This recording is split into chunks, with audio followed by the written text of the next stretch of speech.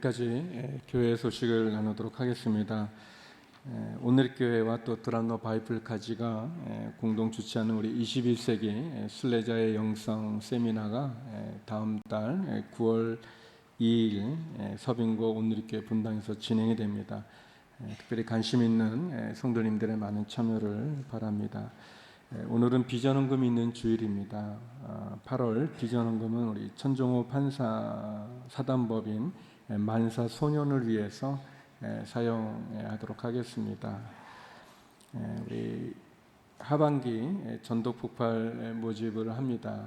특별히 전도에 대한 그런 열정이 있고 또 그런 마음의 부르심이 있는 분들의 많은 참여를 바라는데요. 또 로비아 아이스쿨에서 신청할 수 있습니다. 우리 이재훈 담임 목사님은 동경 온누리교회 이전 감사 예배로 일본에 출장 가운데 있습니다. 계속되는 목사님 일정 또 잘 마치고 돌아오실 수 있도록 계속 성도 여러분들 기도해 주시면 감사하겠습니다. 기도하시겠습니다.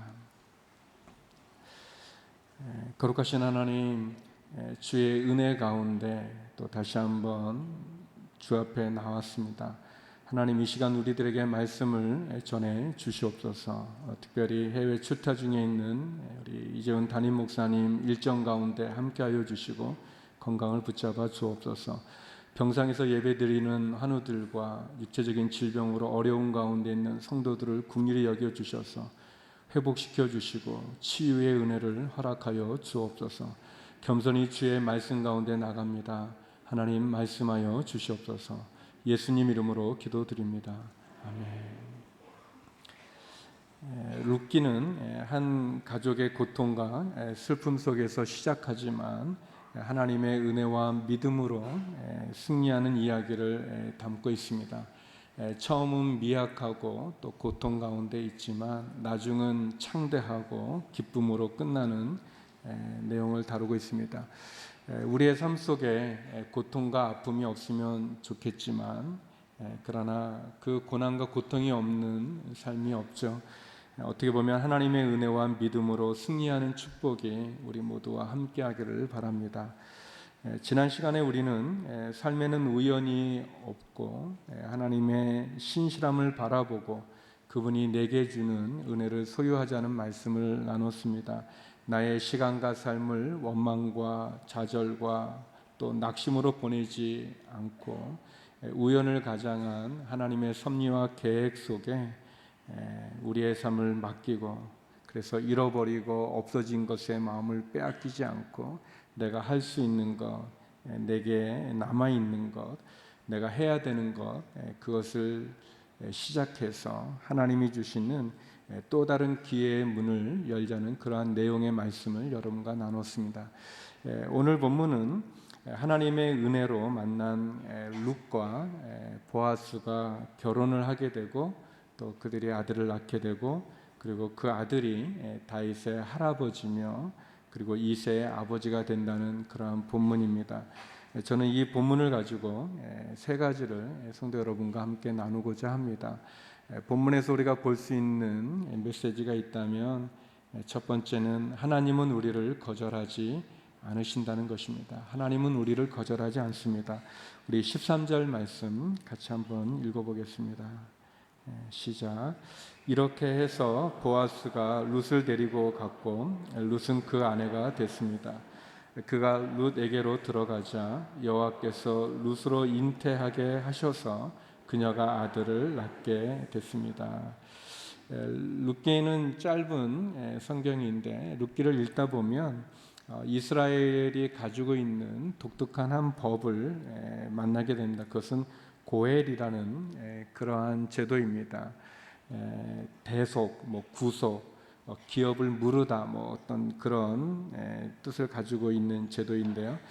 보통은 이제 잃어버린 것을 대가를 지불한 다음에 원래의 상태로 되돌리는 것, 그런 것이 고엘 제도라고 이렇게 말할 수 있습니다. 하나님께서는 인간이 태어났을 때 가지고 있는 기본적인 권리를 네 가지 정도로 이렇게 보셨고 그래서 그 네 가지를 잃어버렸을 때 그것을 다시 찾는 그러한 제도입니다. 네 가지는 첫째는 땅인데 자기 유산으로 받은 그 땅을 빚을 지거나 또는 다른 이유로 해서 그것을 잃어버렸을 때 가까운 형제나 친척이 그것을 다시 사서 되찾아주는 그러한 제도입니다. 또 두 번째는 자녀가 있습니다.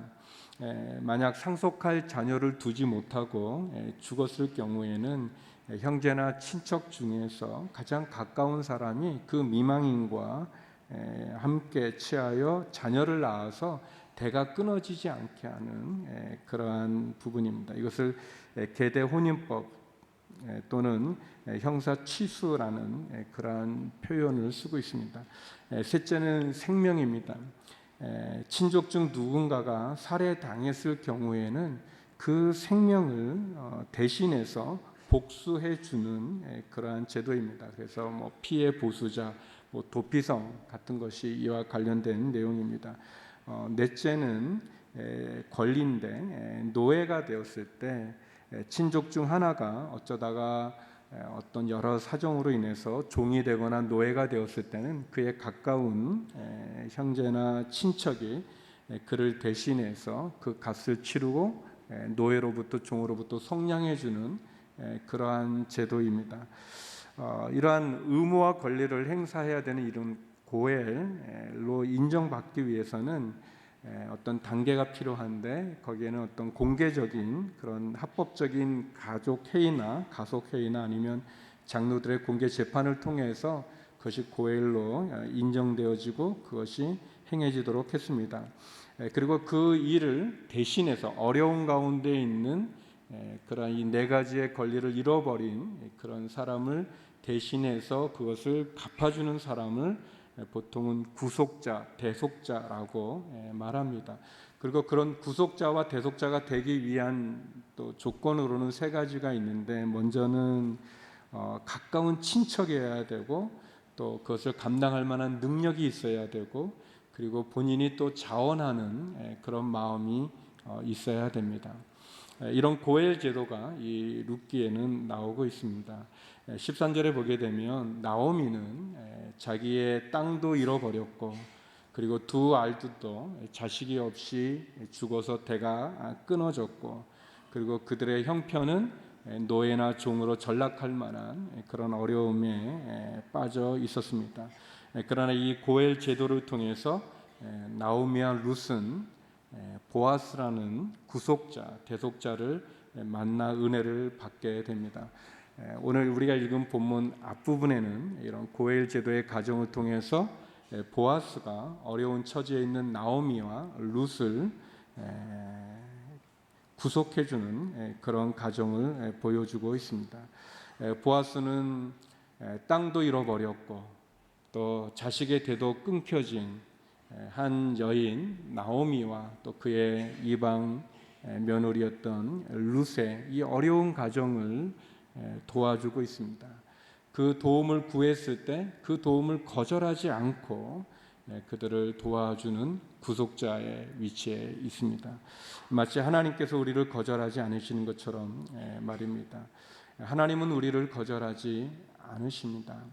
보아스가 나오미의 잃어버린 땅도 다시 사서 그들에게 다시 돌려주고 또 나오미의 아들 말론의 아내였던 룻을 아내로 또 사서 그래서 룻과의 관계를 통해서 끊겨진 나오미와 엘리멜렉의 가문을 잇게 합니다.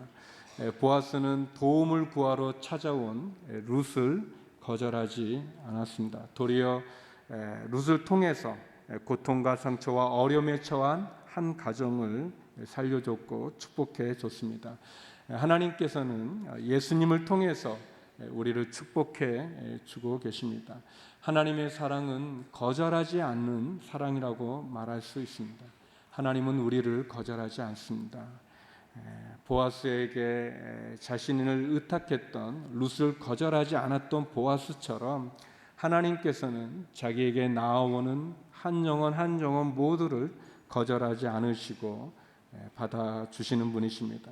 하나님은 우리를 판단하거나 또 우리를 제한하거나 우리를 피하지 않으십니다. 도리어 하나님은 너는 나의 보배다. 내가 너를 택했고 너는 나의 기쁨이다, 그렇게 말씀하십니다. 우리를 향한 하나님의 사랑은 값을 치르고 사신 사랑이라고 말할 수 있습니다. 예수님을 보내서 우리의 죄값을 대속하신 구속의 사랑이라고 말할 수 있습니다. 신약 성서에 보면 이런 고엘과 같은, 그래서 피로 산, 값을 치르고 산 그 부분이 두 개가 나옵니다. 하나님께서 신약 성서에 보면 우리를 피로 사셨다고 말하는 것이 두 가지인데, 하나는 교회고 하나는 우리들입니다. 우리 사도행전 20장 28절 말씀 같이 한번 읽었으면 좋겠습니다. 같이 한번 읽어볼까요? 시작. 여러분은 자신과 양떼를 잘 살피고 조심하십시오. 성령께서 여러분을 감독자로 세우셔서 하나님께서 자기 피로 사신 교회를 돌보게 하셨습니다. 고린도전서 6장 20절인데요. 같이 읽어보겠습니다. 하나님께서 값을 치르고 여러분을 사셨습니다. 그러므로 여러분의 몸으로 하나님께 영광을 돌리십시오. 하나님께서는 교회를 값을 치르고 예수 그리스도의 보혈의 피로 사신 곳이 교회입니다. 그래서 교회는 거룩한 곳이고 교회는 귀한 것이죠. 또 하나님께서는 죄 가운데 있는 우리를 위해서 예수님을 통해 값을 치르고 우리를 사신 것입니다. 하나님께서 우리를 구원하여 주신 그 구원은 예수 그리스도의 십자가의 희생을 치르시고 값을 치르고 사신 것입니다. 물론 우리는 그 구원을 거저 얻지만, 그러나 하나님께서는 거저 우리에게 그 은혜를 주기 위해서, 그 구원을 주기 위해서 그분은 값을 치르신 것입니다. 사랑하는 성도 여러분, 혹시 누군가로부터 거절받은 그런 기억이 있으십니까? 사랑하는 사람에게, 믿었던 사람에게 배신당하고 또 배반당한 그런 적은 있으신지요? 보통 우리들은 가장 사랑하는 가족으로부터 그런 일을 많이 받습니다. 아버지에게, 어머니에게, 또 형제들에게, 또 존경하는 사람들, 또 우리가 신뢰했던 사람들, 선생님에게, 심지어는 목사님에게 또 거절받은 그런 쓴 상처와 아픔이 있으신지요? 사람들은 우리를 거절하고 우리를 배신하고 우리에게 등을 돌릴지 몰라도 하나님은 우리를 거절하지 않으십니다. 하나님은 우리를 있는 모습 그대로 받아주십니다. 룻기에서 보아스가 이 나오미와 룻을 거절하지 않고 받아줬던 것처럼, 앞부분에 보면 아까 제가 설명드린 것처럼 이 고엘 제도에서 이 구속자가 되기 위한 조건 중에는 가장 가까운 친족으로부터 시작을 합니다. 가장 가까운 사람이 그 의무를 감당하는데, 이 앞부분에 보게 되면 보아스보다 나오미의 가까운 친족이 있었습니다.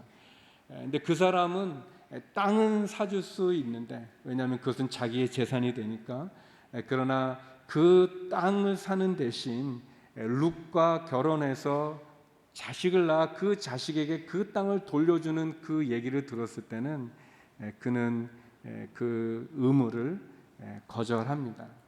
그의 권리를 거절하고 이 보아스, 나오미와 룻의 구속자가 되기를 원하지 않습니다. 자기의 이득이 되는 것은 취하려 하지만, 그러나 그냥 베풀어야 되는 그 은혜에서는 거절하는 그러한 친족이 있습니다. 그러나 보아스는 거절하지 않고 자기가 그 일을 품었죠. 사랑하는 성도 여러분, 하나님께서 우리를 거절하지 않으시고 불러주셨고, 그리고 그 피로 값을 치르고 우리를 사주신 것입니다. 그것이 우리의 은혜죠. 우리의 구원이 그 과정을 통해 있는 것입니다. 예수님의 십자가의 핏값으로 우리를 구원하여 주신 그 하나님이 이 시간 우리를 거절하지 않으시고, 너는 나의 보배다, 내가 너를 사랑하고 내가 너를 택했고 너는 나의 기쁨이다 라고 말씀하고 계십니다. 그 하나님께 나아가는 저와 여러분이 되기를 바랍니다. 두 번째, 오늘 본문은 우리들에게 하나님은 우리의 인생을 회복시키신다고 말씀하고 계십니다. 하나님은 우리의 인생을 회복시키실 것입니다.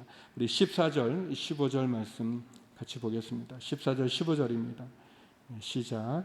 여자들이 나오미에게 말했습니다. 여호와께 찬양을 드립니다. 여호와께서 오늘 당신에게 대가 끊어지지 않도록 자손을 주셨습니다. 그가 이스라엘 가운데 이름을 떨치기를 바랍니다. 그가 당신 인생을 회복시키셨으니 노년에 당신을 보살펴 줄 것입니다.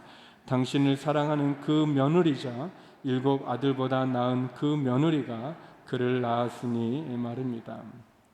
하나님은 보아스를 통해서 나오미와 룻에게 자손을 주셨습니다.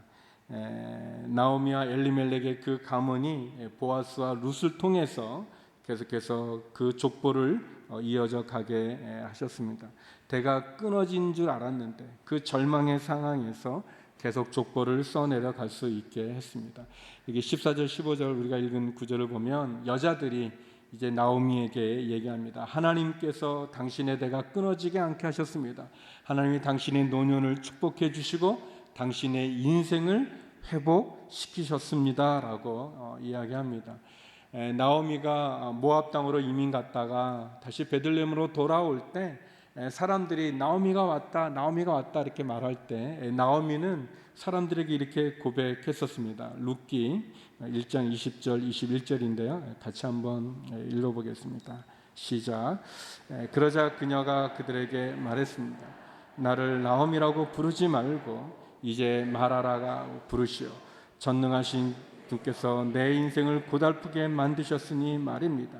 내가 나갈 때는 풍족했는데 이제 여호와께서 나를 빈털터리로 돌아오게 하셨습니다. 그러니 어떻게 나오미라 부르겠습니까?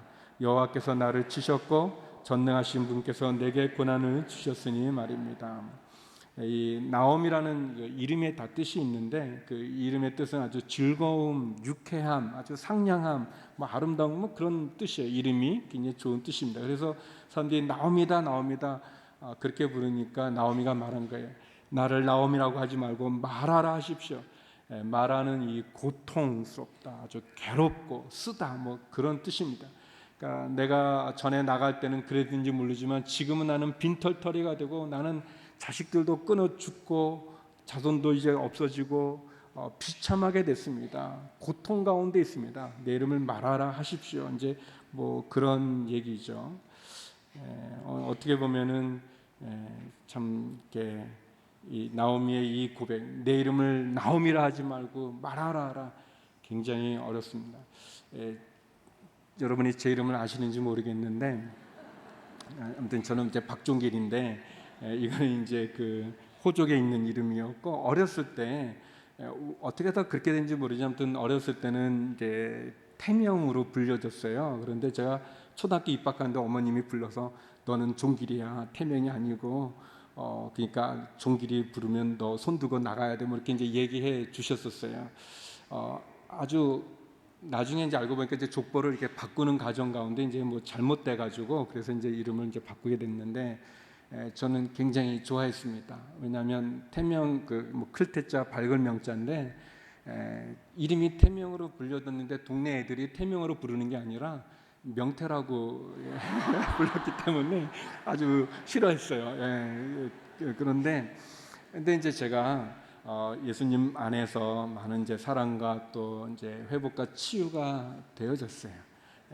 그래서 중국에 갔을 때 되게 이제 중국에 간 선교사님들이 이제 가명을 많이 쓰는데 그때 제가 가명을 뭘로 할까 하다가 어렸을 때 그 이름 근데 이제 별명이 명태인데 제가 저를 소개할 때 명태로 했어요.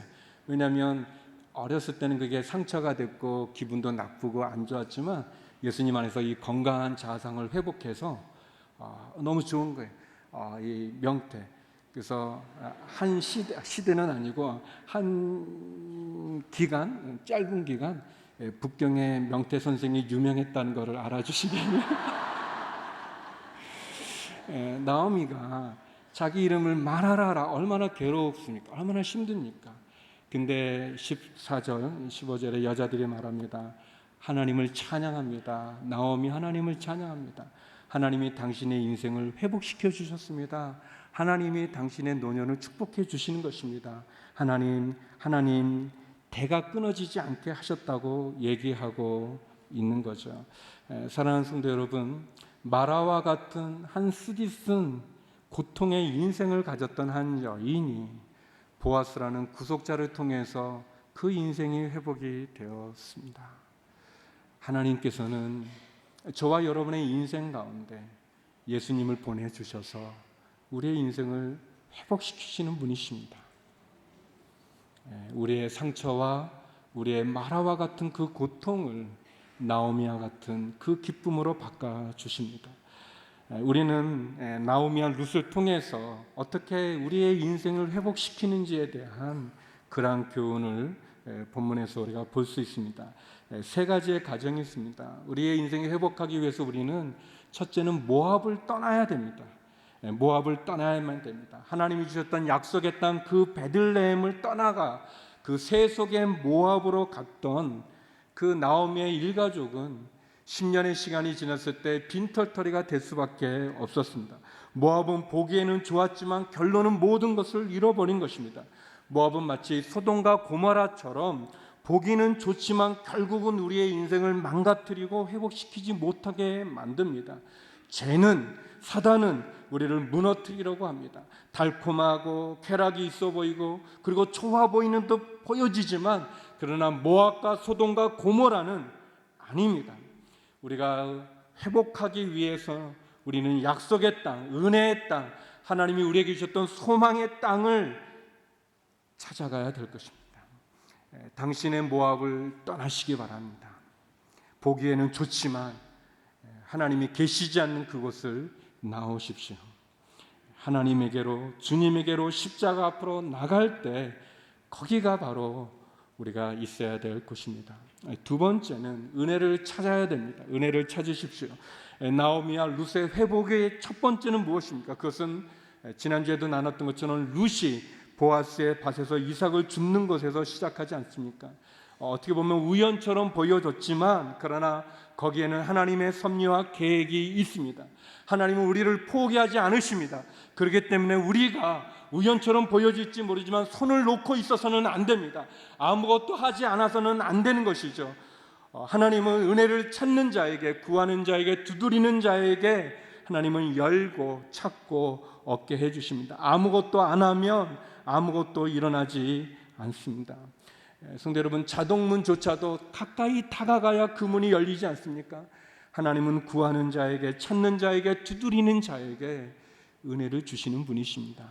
세 번째는 미래를 기대해야 됩니다. 사람은 과거에 대해서는 이 후회하는 마음이 이상하게 있어요. 또 현재는 또 불평하고 말이죠. 또 미래는 걱정과 염려하는 그러한 성향이 있습니다. 모든 사람들이 갖는 기본적인 마음이에요. 근데 이것은 정확히 말하면 하나님이 우리를 그렇게 만든 게 아니라 죄 때문에 그렇게 된 것입니다. 죄가 들어와서 우리는 지난 시간에 대해서는 후회하고 현재에 대해서는 불평하고 불만하고 미래에 대해서는 걱정하고 염려하게 된 것이 죄 때문에 그렇게 된 것입니다. 그래서 하나님께서 우리를 죄로부터 구원하여 주심으로, 그래서 하나님은 우리에게 그 죄를 십자가로 해결함으로 성도는 어떻게 바뀌어지는가? 과거는 후회하는 것이 아니라 인정하고, 현재는 불평하는 것이 아니라 감사하고, 그리고 미래는 염려와 걱정하는 것이 아니라 기대하는 것으로 바뀌어지는 것입니다. 나오미와 룻을 통해서 모압 땅을 떠나고 은혜를 구하고 그리고 하나님이 이루실 그 일을 기대하는 것, 그것이 우리에게 필요합니다. 하나님은 은혜를 베푸십니다. 하나님은 우리의 인생을 회복시키기를 원하십니다. 부족한 사람에게 은혜를 주기를 원합니다. 육신적으로는 어떻게 보면 외국인이고 비천한 혈통이었던 룻을 통해서도 하나님이 역사하신 것처럼 하나님은 저와 여러분의 인생을 회복시키기를 원하시고 예수님으로 말미암아 하나님의 사랑으로 우리의 인생을 회복시키기를 원하시는 분이십니다. 그 하나님을 붙잡으시기 바랍니다. 우리가 예수님으로 말미암아 하나님의 자녀가 되어 구원의 자리에 있는 것은 우리의 힘이나 능력이나 자격이 아니라 하나님의 은혜로 된 것이죠. 하나님은 은혜로 우리를 회복시키기를 원하십니다. 그 하나님을 만나시기 바랍니다. 보아스를 허락하신 하나님, 그 하나님을 찬양하기를 바랍니다. 모압 여인이었지만 다윗의 족보에 기록되어지고 예수님의 조상이 된 룻을 보면서 우리의 인생도 회복시키기 원하시는 그 하나님을 만나시기 바랍니다. 세 번째, 마지막으로 오늘 본문에서 볼 수 있는 것은 하나님은 과거로 우리의 미래를 제한하지 않으신다는 것입니다. 하나님은 과거로 우리의 미래를 제한하지 않으십니다. 우리 16절, 17절 말씀 같이 한번 읽어보겠습니다. 16절, 17절입니다. 시작. 그러자 나오미는 그 아이를 데려와 가슴에 품고 보살폈습니다. 이웃 여자들이 나오미가 아들을 낳았다 하며 그 이름을 오벳이라고 불렀습니다. 그는 다윗의 할아버지며 이새의 아버지가 됩니다. 16절에 보면 나오미가 그 여인들의 이야기처럼 룻이 낳은 그 아이를 그 가슴에 품고 보살폈다고 이야기합니다. 하나님은 실패한 인생 같았던 나오미를 위로해 주시고 그에게 기쁨을 주셨습니다. 하나님은 나오미의 그런 어떤 과거의 그 불순종에서 이방 나라로 갔던 그곳으로 그 나오미를 끝내지 않으시고 또 이방 여인이었던 룻의 그런 출생으로 그들의 미래를 제한하지 않았습니다. 요즘 계속 올림픽 경기가 진행되는데 우리가 그 경기를 보면서 느끼는 것은 그 경기가 끝날 때까지는 끝난 게 아니라는 것을 우리가 알지 않습니까? 심판이 종료되었다는 선언을 내리기 전까지는 끝난 것이 아닙니다. 하나님은 우리를 포기하지 않습니다. 특별히 하나님 우리의 지난 과거로 우리의 미래를 제한하지 않으시는 분이십니다. 물론 과거는 영향이 있습니다. 그 과거를 통해서 오늘 우리가 있는 거기 때문에 그 지난 시간은 영향이 크죠. 그러나 그것이 결론은 아니라는 것입니다. 하나님은 우리를 놓지 않고 포기하지 않으시고 우리를 외면하지 않으십니다. 하나님은 우리의 과거로 우리의 미래를 제한하지 않으신다는 것, 그것이 우리가 볼 수 있는 것입니다. 17절에 보면 보아스와 룻이 낳은 아들이 있는데 그 아들의 이름을 오벳이라고 불렀다고 합니다. 오벳은 섬기는 자라는 그런 뜻입니다. 그리고 이 오벳이 우리가 잘 아는 다윗 왕의 할아버지가 되는 것이죠. 그리고 다윗의 가문에서 우리가 아는 것처럼 예수님이 태어나게 됩니다. 예수님도 오벳과 같이 그분도 섬기는 자로 우리에게 오셨습니다. 그 예수님께서 비천한 가운데 연약한 가운데 태어나셨지만 그러나 그분 우리를 섬기기 위해서 그래서 우리를 구원하는 자리로 우리를 인도해 주셨습니다.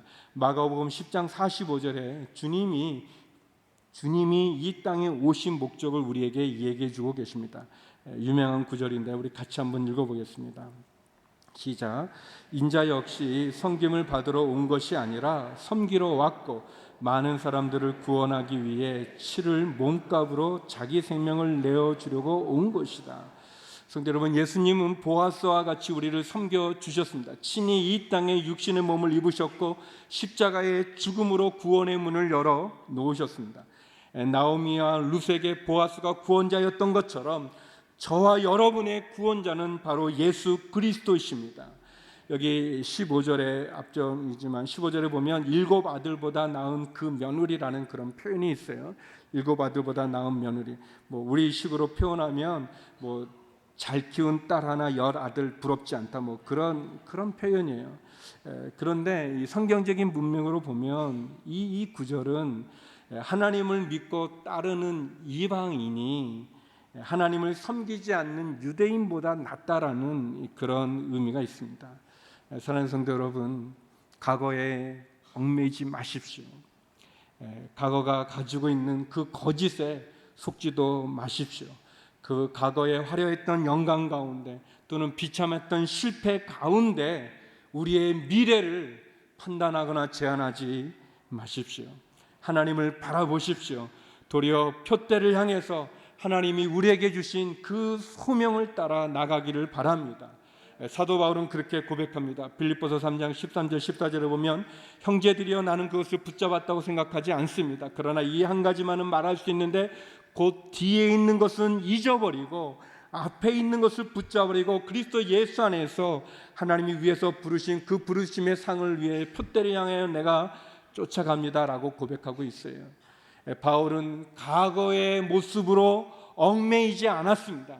그가 과거에 가졌던 그 많은 것으로 그는 그의 미래를 제한하지도 않았습니다. 도리어 하나님이 우리를 부르시는 그 부름의 상을 위해 쫓아간다고 이야기하고 있습니다. 사랑하는 성도 여러분, 여러분의 지난 시간에 그 영광 가운데 취해 있거나 그 과거의 실패 가운데 어려운 가운데 여러분의 마음을 빼앗기지 마시기를 바랍니다. 하나님이 우리를 포기하지 않으신다면, 하나님이 우리에게 사랑으로 은혜로 우리의 인생을 회복시키기를 원하신다면 우리는 그것을 붙잡고 나가야 될 것입니다. 하나님은 언제나 우리를 돕기를 원하십니다. 그래서 이 뒤에 보면 이 마지막 부분에는 족보가 나옵니다. 그리고 그 족보는 베레스라는 족보로, 베레스라는 사람으로부터 시작해서 모두 10명의 이름이 나오는데, 그 족보에 보면 이 베레스라는 사람은 누구냐면 이 가부 다말이었는데 그가 시아버지 유다와의 부적절한 관계를 통해서 태어난 아들이 베레스였어요. 또 여기 보면 그 살몬이 기생 라합을 통해서 보아스를 낳았다고 얘기합니다. 기생 라합은 여리고에 있었던 이방인이죠. 이방 여인이고 좀 부끄러운 직업을 가지고 있었던 여인이었습니다. 그러나 하나님 아무리 비천하고 그리고 부적절한 관계 가운데 태어났고 그리고 이방인이어도 하나님은 그 족보 가운데 그 여인들의 이름을, 그 아들의 이름을 기록하고 있습니다. 우리가 족보를 보면서 알 수 있는 것, 하나님 우리의 과거나 우리의 신분으로 우리의 미래를 제한하지 않으신다는 것을 말씀해 주고 있습니다. 하나님은 도움을 구하는 자에게 은혜를 주시는 분이십니다. 제가 좋아하는 말씀인데요, 같이 한번 읽기 원합니다. 히브리서 4장 15절 16절입니다. 함께 읽겠습니다. 시작. 이는 우리에게 계신 대제사장은 우리의 연약함을 동정하지 못하시는 분이 아니며 또한 모든 면에서 우리의 동일하게 시험을 당하셨으나 죄가 없으신 분이기 때문입니다. 그러므로 자비하심을 얻고 필요할 때 도우시는 은혜를 얻기 위해 은혜의 보좌 앞으로 담대히 나아갑시다. 사랑하는 성도 여러분, 예수님은 우리의 연약함을 모르는 분이 아닙니다. 우리의 고통과 아픔을 아시는 분이십니다. 그리고 그분 앞에 나아갈 때 은혜의 보좌라고 그랬습니다. 은혜의 보좌 앞에 나가 담대히 그 은혜를 받으라고 얘기합니다. 룻기의 이야기는 은혜의 이야기입니다. 어렵고 힘든 한 가족을 살리고 도우시는 하나님의 은혜죠. 또 룻기의 이야기의 마지막은 족보로 마칩니다. 그 족보에서 우리는 차별하지 않으시고 과거로 제한하지 않는 하나님을 만나게 됩니다. 우리를 거절하지 않으시고 우리를 제한하지 않으며 우리의 인생을 회복시키기를 원하시는 그 하나님을 만나는 한 주가 되기를 주의 이름으로 축원합니다. 우리의 구속자며 대속자인 예수 그리스도, 그 은혜의 보좌로 나가는 저와 여러분이 되기를 바랍니다. 기도하시겠습니다. 거룩하신 하나님, 우리를 거절하지 않으시고 우리의 인생을 회복시키기를 원하시는 그 하나님의 은혜 가운데, 사랑 가운데 나가 승리하는 저희가 되게 하여 주시옵소서. 예수님 이름으로 기도드립니다. 아멘. 이제 우리 비전헌금 영상을 보고 특순을 들으면서 준비한 비전헌금을 드리도록 하겠습니다. 어머니의 눈에 눈물 보이게 해서 죄송합니다. 아픈 가슴 더 아프게 해서 미안해. 어머니 아버지 사랑합니다. 10번 크게 봐. 어머니 아버지 사랑합니다.